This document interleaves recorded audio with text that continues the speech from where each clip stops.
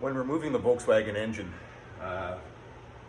obviously the gas line has to be disconnected between the tank and the fuel pump.